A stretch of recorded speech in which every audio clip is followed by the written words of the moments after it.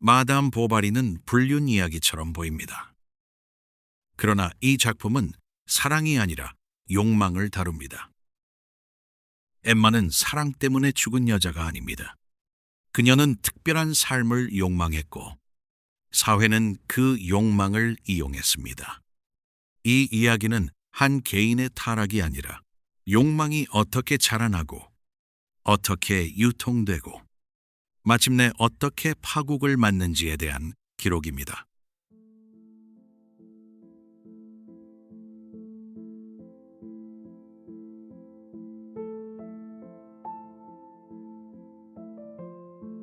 수도원에 저녁종이 울립니다. 복되는 촛불 냄새가 남아있고 학생들은 기도문을 읽고 있습니다. 엠마는 책을 숨겨둡니다. 승가집이 아니라 낭만 소설입니다. 거기에는 이런 문장이 나옵니다. 사랑은 폭풍처럼 찾아와 모든 것을 바꿔놓는다. 엠마는 그 문장을 여러 번 읽었습니다. 눈을 감고 상상을 했죠. 밤의 정원, 말을 탄 남자, 떨리는 고백. 창밖의 들판은 고요하지만 머릿속에서는 이미 음악이 흐릅니다. 그녀는 아직 사랑해본 적이 없습니다. 그러나 사랑이 어떤 장면이어야 하는지는 알고 있습니다. 따분하고 평범한 수도원 생활. 하지만 그것은 준비 단계일 뿐이고 진짜 삶은 아직 시작되지 않았다고 믿었습니다. 엠마의 욕망, 그것은 현실에서 생겨난 것이 아니라 읽힌 문장과 상상 속에서 먼저 자라났습니다. 그녀는 사랑을 배우기 전에 사랑이 어떻게 보여야 하는지를 먼저 배웠습니다. 그리고 그 강렬한 기대는 아직 아무 일이 일어나지 않았는데도 이미 그녀의 삶을 불만족스럽게 만들고 있었습니다. 아직 만나지도 않은 현실은 이미 초라해져 버렸죠.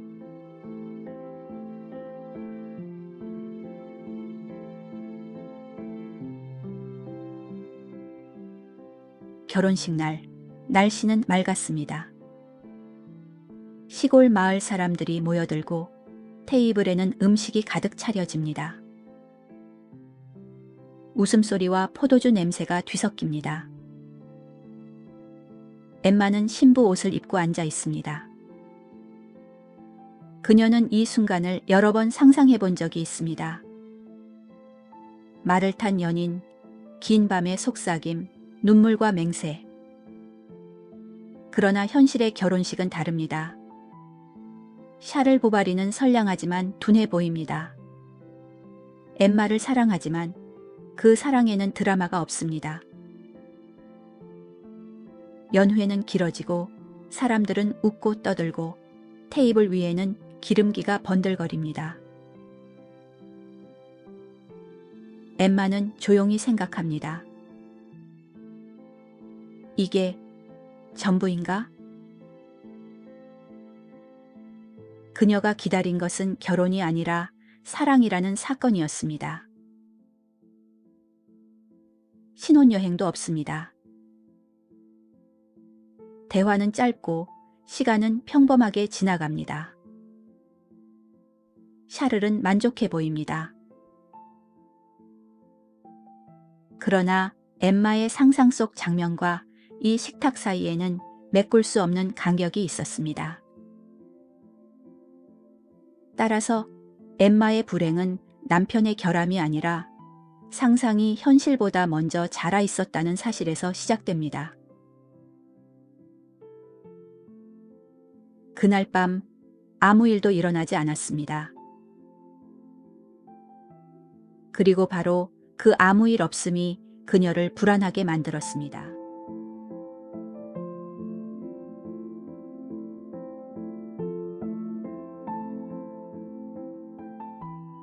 결혼 후 삶은 조용했습니다. 아침이면 샤를은 환자를 보러 나가고 엠마는 창가에 앉아 바느질을 하거나 책을 펼칩니다. 집은 단정하고 식사는 규칙적이며 계절은 변함없이 돌아옵니다. 겉으로 보기에는 아무 문제도 없습니다. 그러나 바로 그 아무 문제 없음이 엠마를 괴롭힙니다. 창밖의 들판은 늘 같은 색이고 하루의 끝은 늘 같은 식탁으로 돌아옵니다. 이게 내가 기다리던 삶이었을까? 샤를은 친절합니다.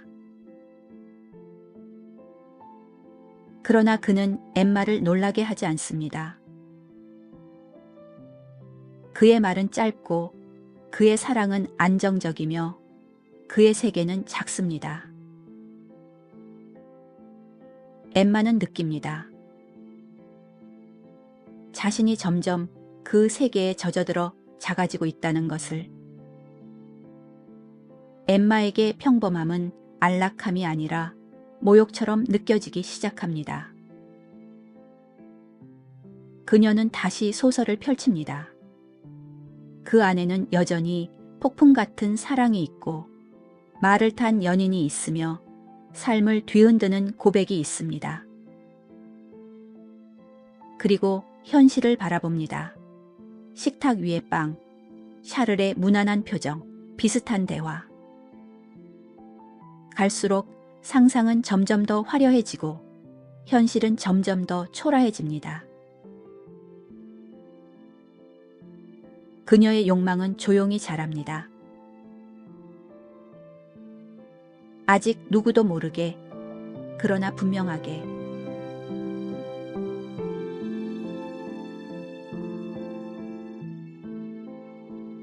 어느 날 초대장이 도착합니다.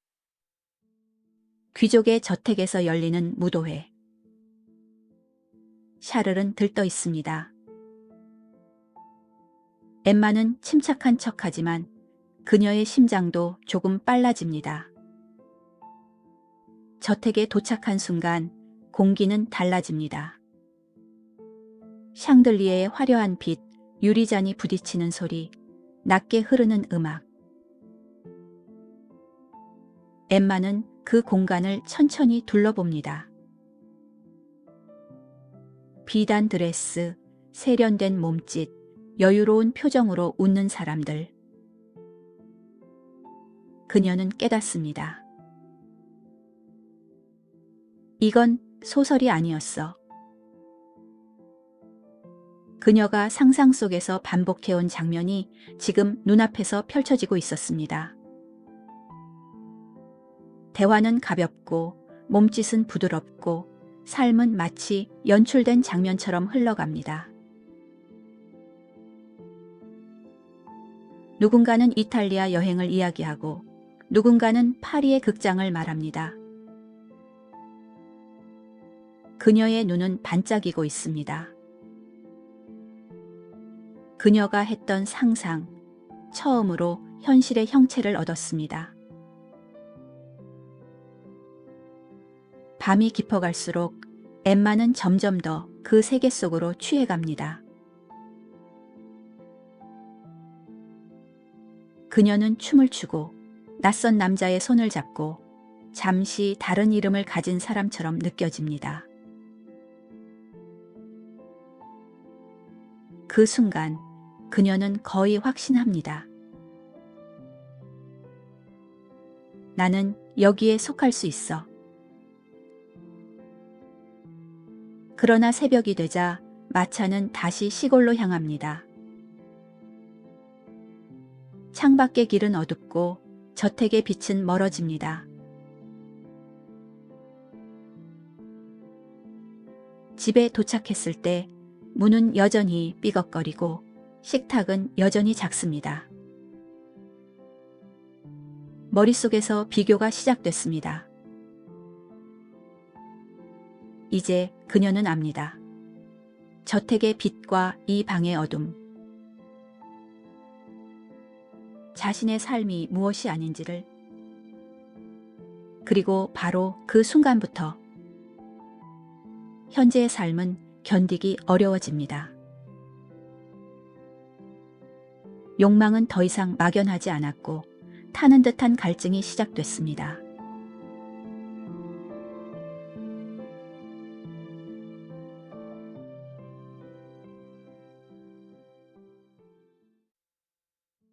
무도회 이후 집은 달라지지 않았습니다. 달라진 것은 엠마의 시선이었습니다. 그녀는 매 순간을 비교합니다. 저택의 빛과 이 방의 어둠. 유려한 대화와 남편의 짧은 문장. 긴 밤의 음악과 이 집의 침묵. 계속된 비교는 결핍을 만들어냈고 결핍은 욕망을 정당화합니다. 샤를은 잘못한 것이 없습니다. 그는 엠마를 사랑하고 자신의 방식으로 최선을 다합니다. 그러나 엠마에게 그는 상상 속 장면을 완성해줄 인물이 아닙니다. 나는 이 삶을 선택한 적이 있었던가? 이 질문은 남편을 향한 것이 아니라 자기 자신을 향한 질문입니다. 때맞춰 로돌프가 등장합니다. 그는 세련되고 자신의 매력을 잘 알고 있으며 무엇보다 엠마의 눈빛을 잘 읽습니다. 그는 말합니다. 당신은 이곳에 어울리는 사람이 아닙니다. 그 말은 고백이 아닙니다.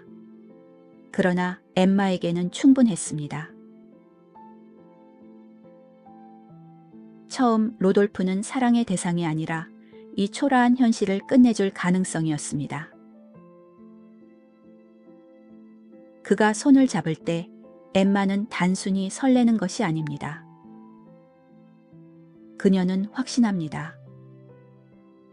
이제야 장면이 시작되는구나. 사랑은 갑자기 생겨나지 않았습니다. 이미 만들어진 기준을 채워줄 사람이 때맞춰 나타난 것뿐입니다. 로돌프를 사랑한 게 아니라 자신의 상상을 현실로 만들 기회를 사랑했죠. 욕망은 더 이상 막연하지 않습니다. 이제 그것은 행동이 됩니다.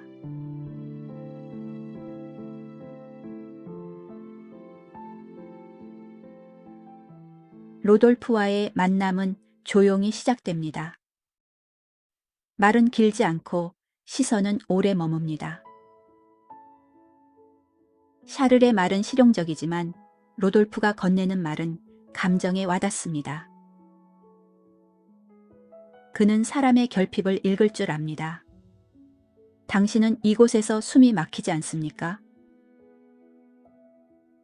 엠마가 지루함을 숨기고 있다는 것, 자신이 이곳에 어울리지 않는다고 느낀다는 것. 그 미묘한 표정을 그는 놓치지 않습니다. 당신은 이 삶에 만족하지 않는군요. 그는 단정하지 않습니다. 단정하는 대신 암시합니다. 그의 말은 고백처럼 들리지만 실은 유도에 가깝습니다. 로돌프에게 사랑은 감정이 아니라 기술이었습니다. 그는 이미 여러 번 비슷한 장면을 지나왔습니다. 시선이 길어지고 손이 닿고 비밀이 공유되는 과정. 이것은 처음이 아닙니다. 그러나 엠마에게는 처음입니다. 그와 함께 있을 때 엠마는 달라집니다. 조용한 아내가 아니라 선택받은 인물처럼 느껴집니다. 엠마는 자신이 변하고 있음을 느낍니다. 거울 보는 시간이 늘어나고 드레스 색을 고르는데 더 오래 걸립니다. 그녀는 이제 일상을 기다리지 않습니다. 약속을 기다립니다. 들판을 함께 걷고 나무 그늘 아래에서 손을 잡고 낮게 속삭이는 말들을 나눕니다. 당신은 나를 이해해요. 우리는 이곳에 속하지 않아요. 이 문장들은 진실이라기보다 필요한 대사에 가깝습니다. 엠마는 사랑을 경험하는 것이 아니라 사랑이라는 장면을 연출하고 있었습니다. 그녀는 로돌프를 통해 자신이 특별하다는 확신을 얻습니다.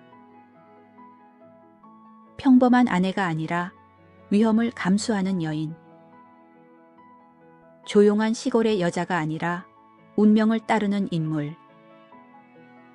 그녀의 심장은 빠르게 뛰고 하루는 짧아집니다.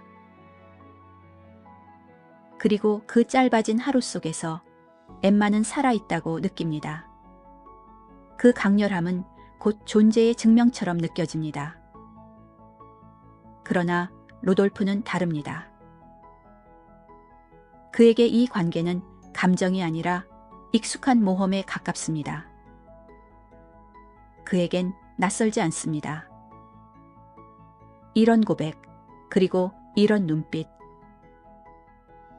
엠마는 모르고 있습니다. 자신이 소비하고 있다고 믿는 이 사랑이 동시에 소비되고 있다는 사실을. 욕망은 혼자 작동하지 않습니다. 욕망은 같은 방향으로 흐르지만 속도는 다릅니다.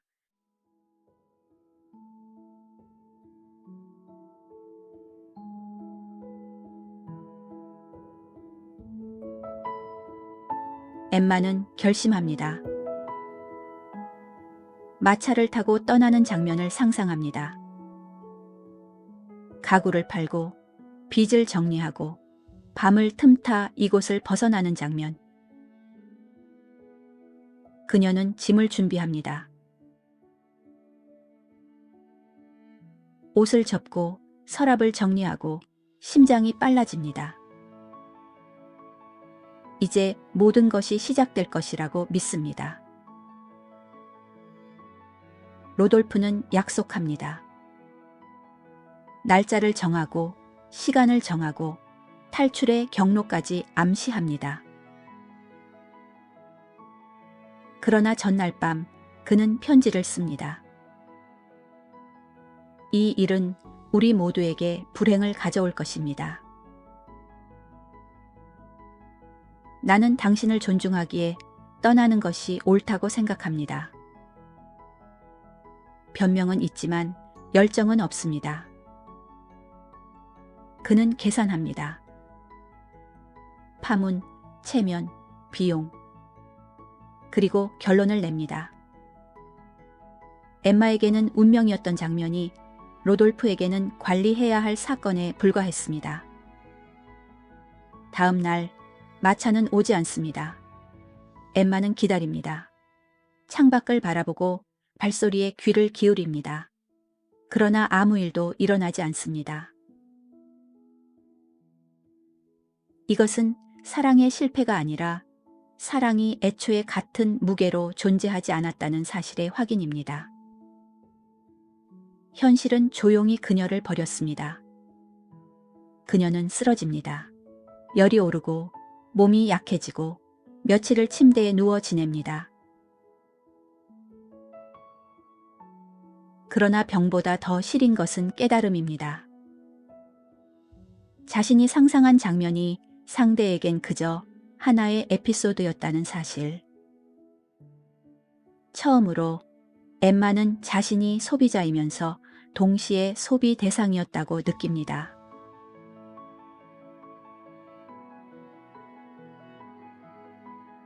그러나 욕망은 사라지지 않았습니다.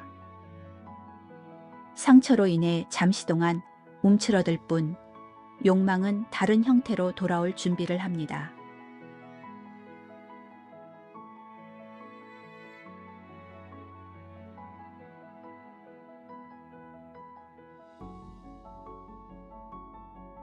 엠마는 한동안 조용해집니다. 병을 앓고 기도를 하고 조금은 겸손해진 것처럼 보입니다. 그러나 그것은 욕망의 사라짐이 아니었습니다. 단지 방향만 바꾸었을 뿐입니다. 그때 레옹이 다시 등장합니다. 젊고 감수성이 있고 엠마와 같은 책을 읽고 같은 음악을 좋아하는 남자. 그는 로돌프처럼 능숙하지 않습니다. 계산적이지도 노련하지도 않습니다. 대신 그는 말합니다. 저도 이곳이 답답합니다. 저도 다른 삶을 꿈꿉니다. 엠마는 그 말을 듣고 미소 짓습니다. 이번에는 놀라지 않습니다. 설명하지 않아도 되는 감정. 그녀는 이미 알고 있습니다. 로돌프 때 그녀는 이끌렸습니다. 그의 시선과 그의 제안과 그의 약속을 따라 움직였습니다. 그러나 이번에는 다릅니다. 이번에는 기다리지 않았습니다. 그녀가 장면을 정했습니다. 파리로 가는 명목은 음악 수업입니다.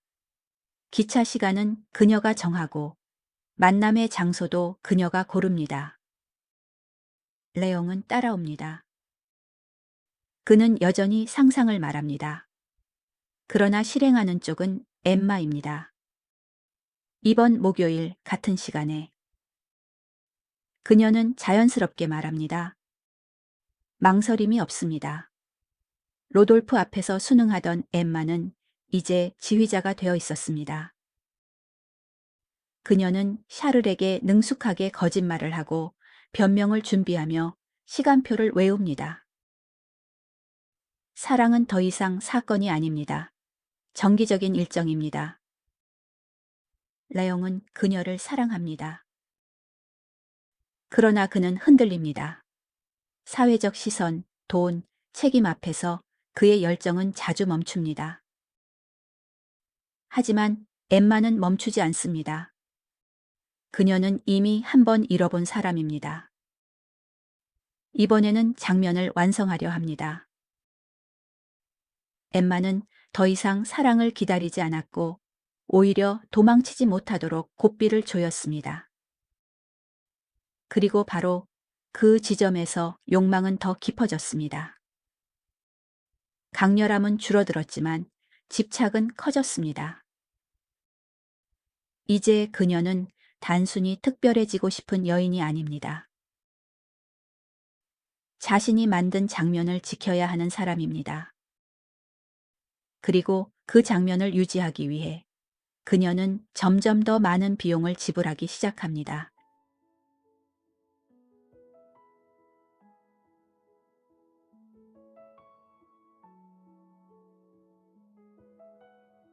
사랑이 일정이 되자 비용도 일정이 됩니다. 파리로 가는 기차표, 레옹을 만날 때 입을 드레스, 우연처럼 보이기 위한 장식들. 그녀는 준비합니다. 거울 앞에서 드레스를 고르고 장갑의 색을 바꾸고 가방 속에 필요한 돈을 챙깁니다. 지휘자가 된 엠마는 이제 장면의 완성도를 계산하기 시작합니다. 로돌프 때는 강렬함이 그녀를 이끌었습니다.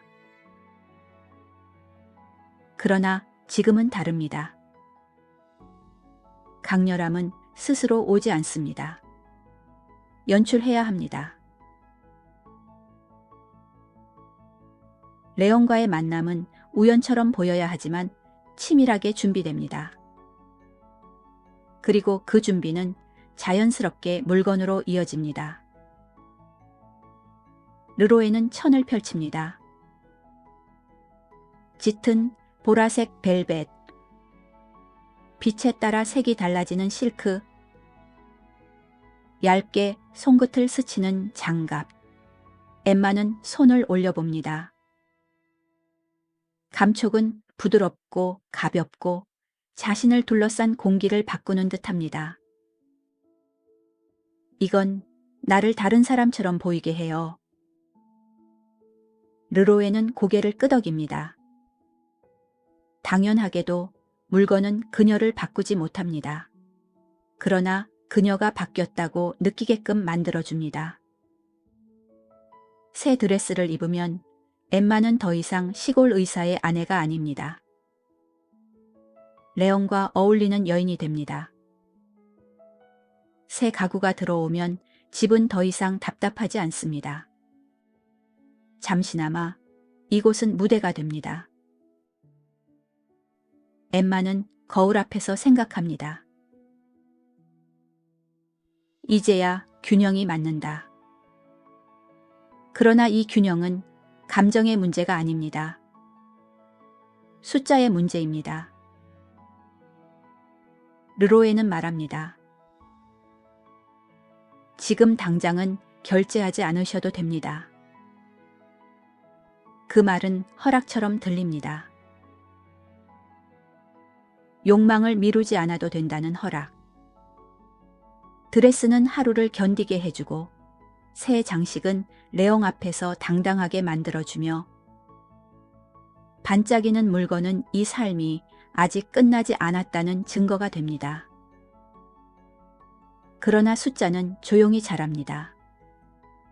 계약서는 얇지만 이자는 무겁습니다. 엠마가 산 것은 물건이 아니라 신용으로 연장된 환각이었습니다. 그리고 그 환각은 점점 더 많은 비용을 요구합니다.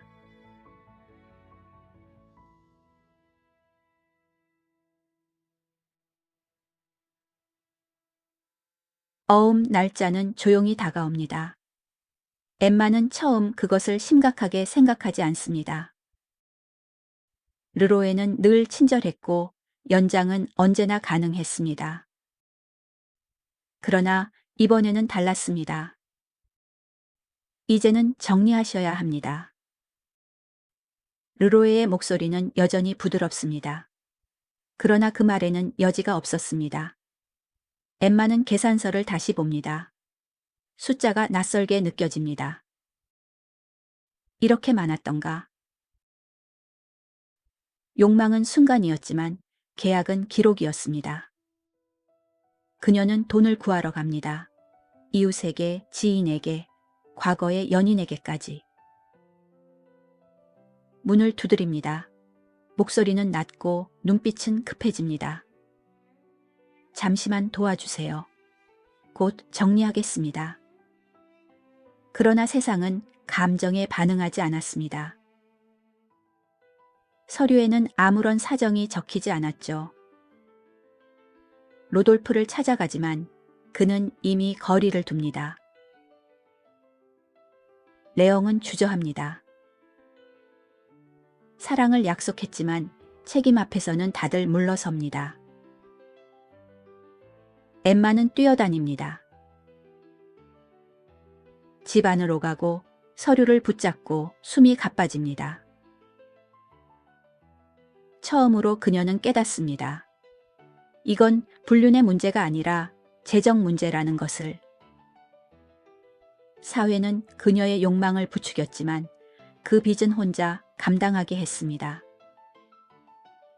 르로에는 더 이상 설득하지 않습니다. 그는 절차를 진행합니다. 압류, 경매, 공개. 조금만 더 시간을. 계약은 감정 앞에서 멈추지 않았습니다. 환각은 끝났고 숫자만 남았습니다. 그리고 엠마는 처음으로 완전히 혼자가 됩니다.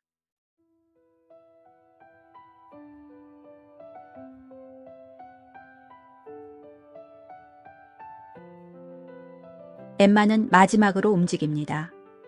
로돌프를 찾아가지만 그는 정중하게 거리를 둡니다. 레옹은 흔들리지만 결국 아무것도 하지 못합니다. 엠마는 그들의 눈을 봅니다.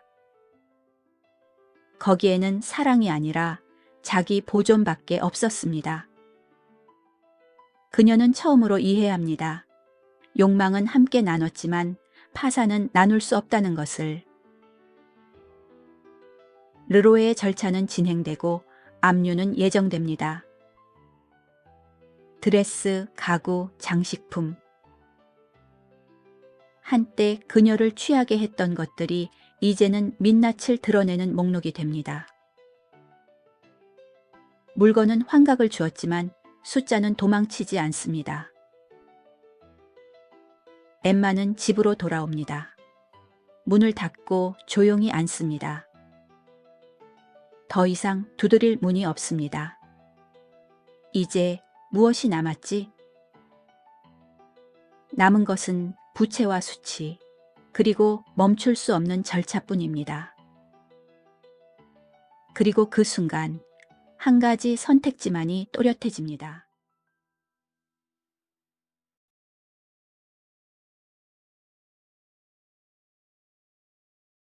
엠마 보바리는 사랑 때문에 죽지 않았습니다.